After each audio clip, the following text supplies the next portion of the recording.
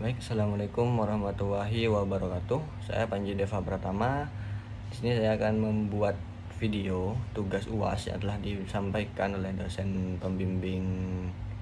pengampu filsafat umum Bapak Ibnu Ali. Langsung saja demi singkatnya waktu. Soal pertama,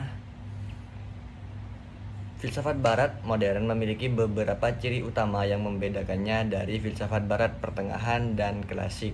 Berikut beberapa di antaranya. Yang pertama, rasionalisme dan empirisme. Filsafat modern menekankan pentingnya akal dan pengalaman dalam memperoleh pengetahuan. Berbeda dengan filsafat abad pertengahan yang seringkali berfokus pada otoritas agama dan tradisi. Filsafat modern menekankan pendekatan ilmiah dan empiris. Yang kedua, di sini ada individualisme. Filsafat modern cenderung menekankan pentingnya individu dan hak-hak individu. Ini berbeda dengan filsafat abad pertengahan yang lebih kolektif dan sering kali menempatkan komunitas dan otoritas di atas individu. Yang ketiga, di sini ada sekularisme. Filsafat modern lebih sekuler dengan fokus pada kehidupan duniawi dan penjelasan alamiah dibandingkan dengan filsafat abad pertengahan yang sangat dipengaruhi oleh agama dan teologi.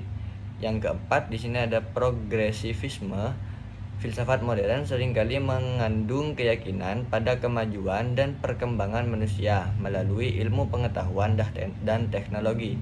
Ini kontras dengan pandangan dunia abad pertengahan yang lebih statis dan seringkali berkaitan dengan menjaga tradisi.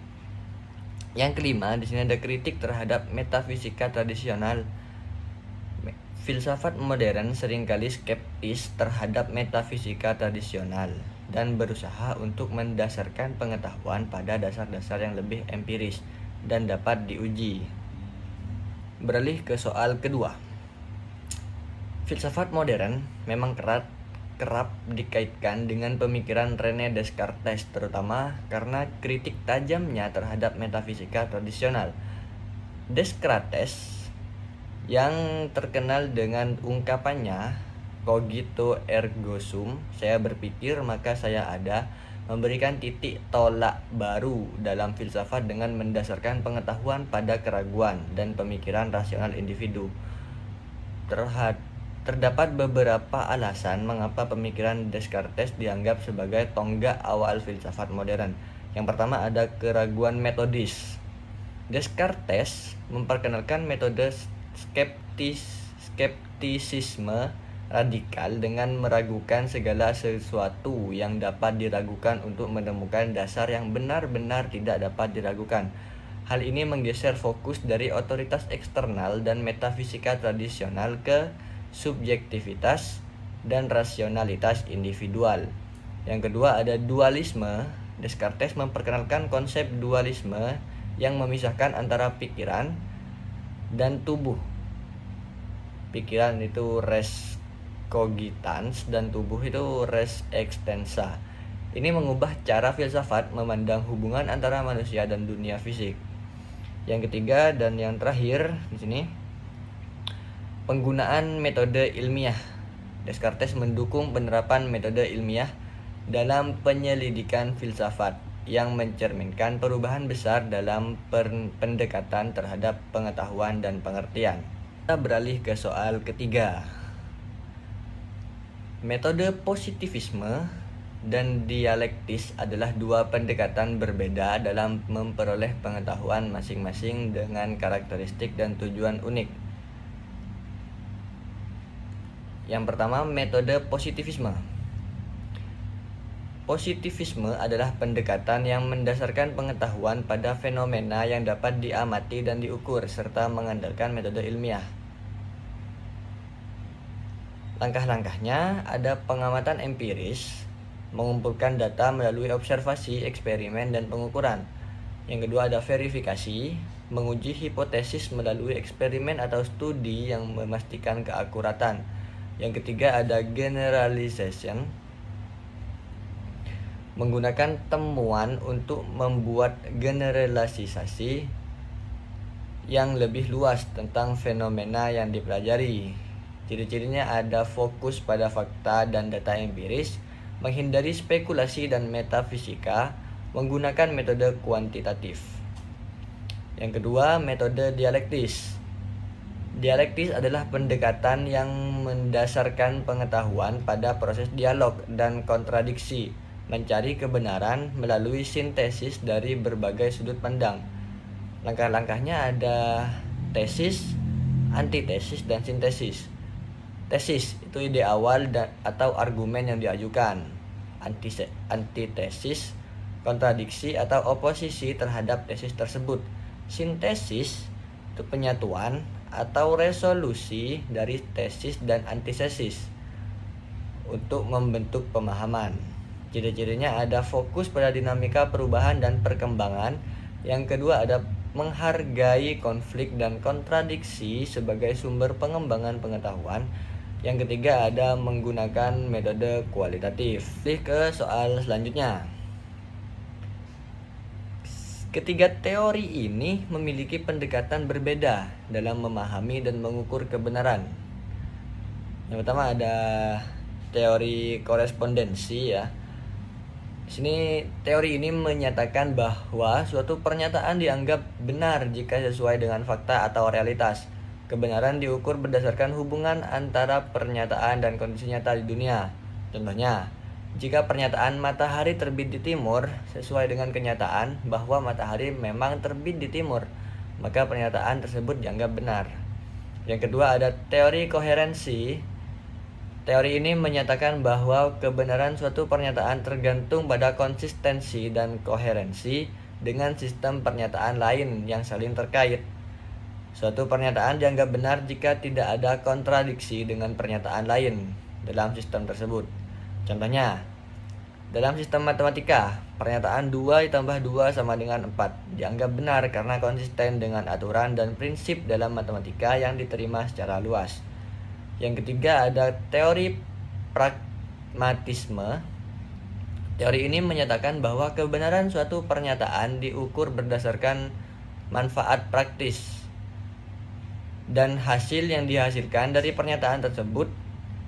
Suatu pernyataan dianggap benar jika memberikan hasil yang memuaskan atau berguna dalam praktik.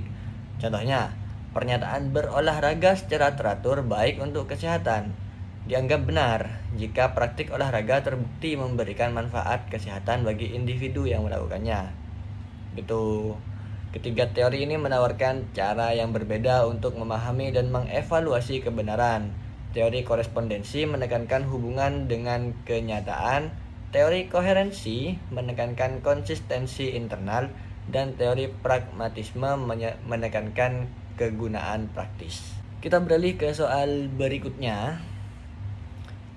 Realisme dan idealisme adalah dua aliran pemikiran filosofis yang memberikan pandangan berbeda tentang hakikat pengetahuan dan kenyataan. Realisme menyatakan bahwa objek-objek di dunia luar ada secara independen dari pikiran kita. Pengetahuan kita tentang dunia diperoleh melalui pengamatan dan pengalaman langsung. Menurut realisme, kenyataan adalah objektif dan dapat diketahui. Pengetahuan dianggap benar jika sesuai dengan realitas eksternal. Contohnya, seorang realis akan mengatakan bahwa pohon ada di luar sana terlepas dari apakah ada seseorang yang melihat atau memikirkannya. Pengetahuan tentang pohon tersebut diperoleh melalui observasi dan pengalaman langsung.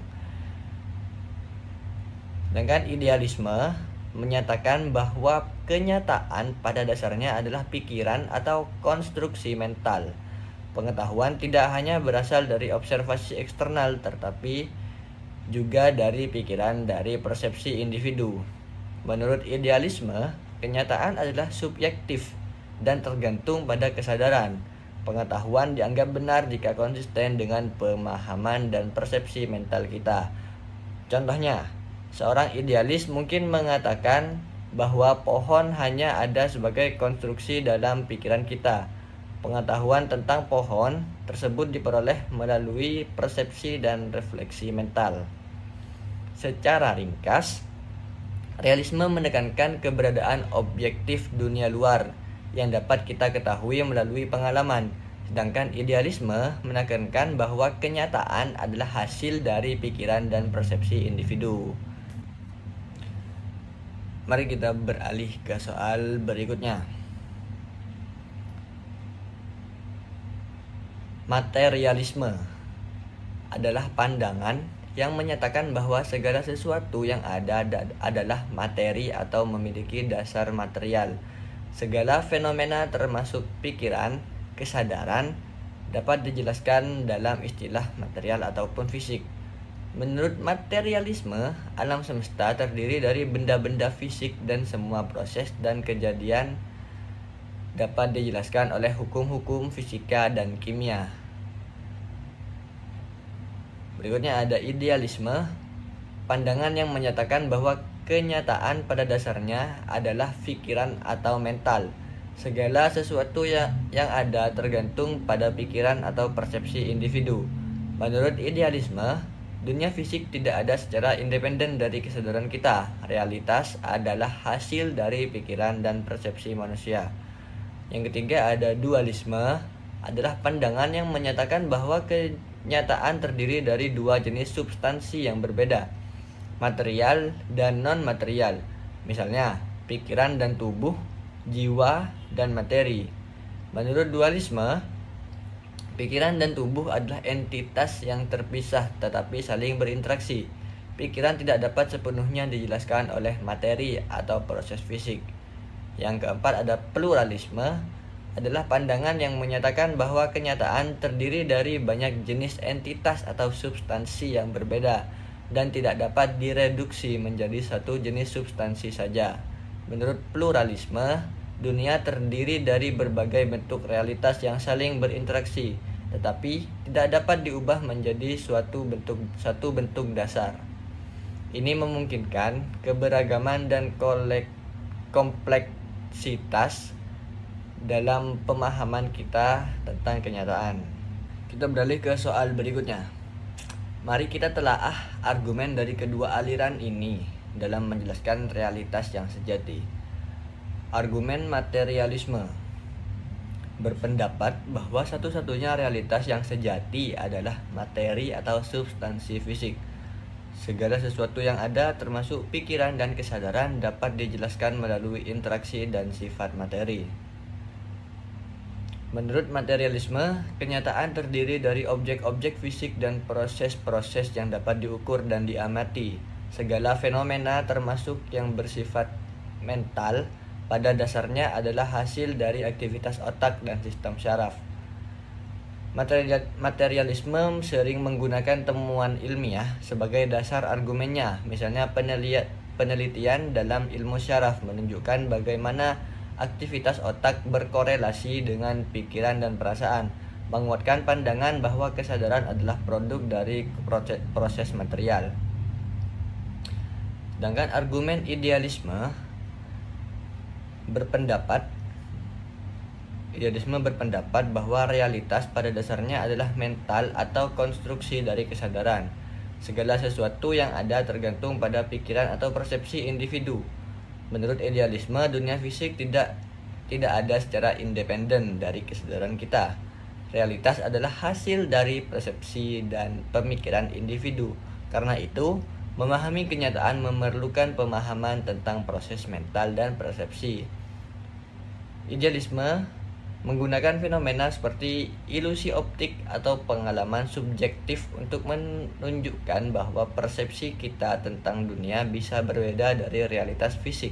Ini menunjukkan bahwa pikiran memainkan peran penting dalam membentuk realitas kita. Kita beralih ke soal berikutnya. Empirisme adalah aliran pemikiran yang menekankan bahwa pengalaman indrawi adalah sumber utama pengetahuan yang dapat dipercaya. Berikut ini penjelasan lebih rinci tentang alasan di balik pandangan ini dan bagaimana kedudukan akal menurut empirisme. Pengalaman indrawi sebagai bukti. Empirisme menganggap bahwa hanya pengetahuan yang diperoleh melalui pengalaman indrawi seperti melihat, mendengar, dan merasakan yang dapat diuji dan diverifikasi, karena pengalaman ini dapat diulang dan diamati oleh orang lain. Dianggap lebih dapat dipercaya daripada spekulasi murni. Pengetahuan sebagai hasil pengamatan. Menurut empiris, semua pengetahuan tentang dunia berasal dari pengamatan langsung terhadap objek dan fenomena di sekitar kita. Misalnya, kita tahu bahwa api panas karena kita merasakannya secara langsung. Yang ketiga, ada penolakan terhadap spekulasi. Empirisme cenderung skeptis terhadap klaim-klaim yang tidak dapat diverifikasi melalui pengalaman indrawi. Hal ini termasuk pengetahuan yang dianggap berasal dari intuisi atau akal semata tanpa sadar pengalaman nyata. Kedudukan akal dalam empirisme. Dalam pandangan empirisme, akal bukanlah sumber pengetahuan, melainkan alat yang digunakan untuk mengorganisir dan menginterpretasi data yang diperoleh melalui indera. Akal membantu kita membuat hubungan dan kesimpulan dari pengalaman, tetapi tidak menciptakan pengetahuan baru tanpa dasar empiris. Keterbatasan akal. Empiris mengakui peran penting akal, tetapi menekankan bahwa akal memiliki keterbatasan tanpa dukungan pengalaman indrawi. Akal tidak bisa bekerja dalam kekosongan, ia membutuhkan data empiris untuk berfungsi. Akal dan kesalahan. Menurut empiris, spekulasi murni yang dapat didasarkan pada pengalaman indrawi lebih rentan terhadap kesalahan dan ilusi, karena tidak ada cara untuk menguji kebenarannya. Oleh karena itu, kendala akal tergantung pada sejauh mana ia didukung oleh bukti empiris. Dengan demikian, empiris menekankan pentingnya pengalaman indrawi sebagai dasar yang paling dapat dipercaya untuk memperoleh pengetahuan, sementara akal berperan sebagai alat untuk mengorganisir dan menginterpretasi informasi yang diperoleh oleh indera. Kita beralih ke soal berikutnya. Mari kita telaah kelemahan dari kedua alat ini dalam memberi pengetahuan. Kelemahan indera. Pertama, ada keterbatasan fisiologis. Indera kita hanya mampu mendeteksi rentang tertentu dari rangsangan. Misalnya, mata manusia hanya dapat melihat spektrum cahaya tampak, dan telinga manusia hanya bisa mendengar rentang frekuensi tertentu. Indera kita memiliki keterbatasan dalam hal resolusi. Misalnya, kita mungkin tidak bisa melihat objek yang sangat kecil atau mendeteksi bau yang sangat lemah. Yang kedua, ada kemungkinan kesalahan dan ilusi. Mata kita dapat tertipu oleh ilusi optik, di mana kita melihat sesuatu yang berbeda dari kenyataan. Indera kita bisa keliru dalam menginterpretasi rangsangan. Misalnya, ketika kita salah mengidentifikasi suara atau objek dalam kondisi pencahayaan yang buruk. Yang ketiga, ada pengaruh emosi dan kondisi fisik. Emosi dapat mempengaruhi bagaimana kita mempersepsi sesuatu. Misalnya, kekuatan dampak dapat membuat kita terlihat bayangan sebagai sesuatu yang mengancam. Keadaan fisik seperti kelelahan atau penyakit dapat mempengaruhi keakuratan indera kita. Sekarang, kelemahan akal. Yang pertama, ada bias dan prasangka. Akal kita seringkali dipengaruhi oleh bias kognitif seperti konfirmasi bias, di mana kita cenderung mencari dan mengingat informasi yang mendukung keyakinan kita. Akal bisa dipengaruhi oleh prasangka yang berasal dari latar belakang budaya, pendidikan, dan pengalaman pribadi. Yang kedua, ada keterbatasan logika dan pemikiran abstrak. Akal dapat membuat kesalahan logika seperti argumen yang tidak valid atau kesimpulan yang tidak didukung oleh premis. Beberapa konsep sangat abstrak atau kompleks sehingga sulit untuk dipahami sepenuhnya melalui pemikiran rasional. Pengaruh emosi dan motivasi. Seperti indera, emosi juga dapat mempengaruhi akal kita. Misalnya, marah dapat mengaburkan penilaian rasional kita. Motivasi dan tujuan pribadi dapat mempengaruhi cara kita berpikir dan mengambil keputusan. Dengan memahami kelemahan ini, kita dapat lebih kritis dan dalam mengevaluasi pengetahuan yang diperoleh baik melalui indera maupun akal, dan berusaha untuk mengurangi dampak dari kelemahan-kelemahan ini. Kita beralih ke soal berikutnya, soal ke-10 dan yang terakhir. Dalam filsafat, konsep nilai sering dibedakan antara nilai subjektif dan objektif. Keduanya memiliki peran penting dalam memahami etika dan estetika, dan berbagai disiplin lain yang berkaitan dengan penilaian. Nilai subjektif adalah nilai yang bergantung pada persepsi, perasaan, dan preferensi individu. Dengan kata lain, suatu memiliki nilai karena seseorang menganggapnya bernilai. Nilai ini berbeda-beda dari satu individu ke individu lain. Nilai subjektif tidak memiliki kebenaran mutlak. Apa yang bernilai bagi suatu orang mungkin tidak bernilai bagi orang lain. Contohnya, keindahan adalah nilai subjektif. Karena apa yang dianggap indah oleh seseorang mungkin tidak dianggap indah oleh orang lain. Nilai objektif adalah nilai yang dianggap ada secara independen dari persepsi atau preferensi individu. Nilai ini dianggap memiliki kebenaran atau validitas yang bersifat universal dan tidak tergantung pada pandangan pribadi. Nilai ini dianggap berlaku untuk semua orang, terlepas dari perasaan atau pendapat mereka. Nilai objektif memiliki kebenaran mutlak yang tidak terpengaruh oleh konteks atau keadaan. Contohnya, prinsip keadilan seringkali dianggap sebagai nilai objektif karena banyak yang percaya bahwa keadilan memiliki nilai yang sama dimanapun dan kapanpun. Terjadi perdebatan antara pendukung nilai subjektif dan nilai objektif, di mana pendukung nilai subjektif mereka ini berpendapat bahwa semua nilai adalah hasil dari pengalaman dan persepsi individu. Mereka percaya bahwa tidak ada nilai yang benar-benar universal karena semuanya tergantung pada konteks budaya dan pengalaman pribadi. Nah, sedangkan pendukung nilai objektif berargumen bahwa beberapa nilai memiliki dasar yang independen dari persepsi manusia dan berlaku universal.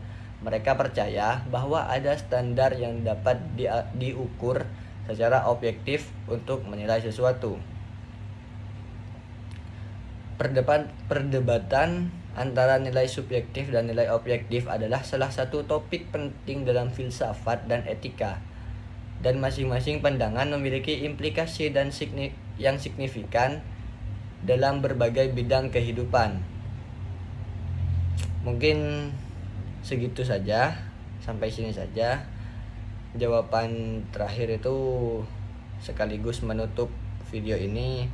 Kurang lebihnya saya mohon maaf. Wassalamualaikum warahmatullahi wabarakatuh.